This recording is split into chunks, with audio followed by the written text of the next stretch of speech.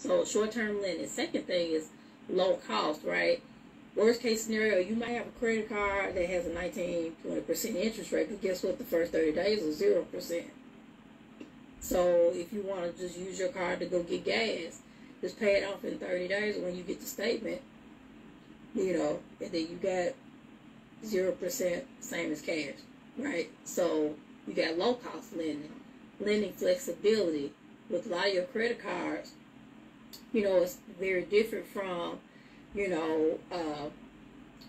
trying to get like a bank loan and things like that, where you having to constantly kind of, apply for things. Once you get a credit card and you use it on a regular basis, you apply for it once and then you're done, right?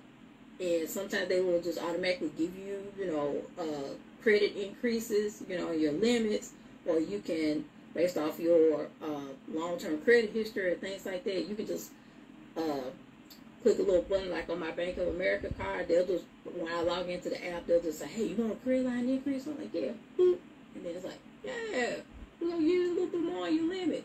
And especially with those things, if you don't use your card, or if you use your card often, but, if you're in good standing, it's good to always at least try to get your credit limit up, because that increases your debt-to-income ratio.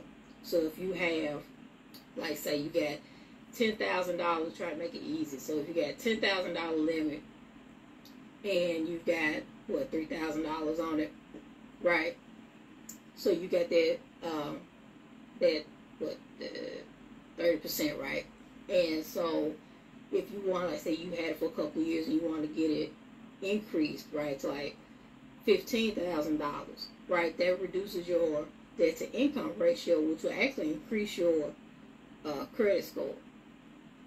So you might hear a lot of people when they talk about credit cards, they'll say, like, if you have credit cards, keep them for as long as you can and don't close them out.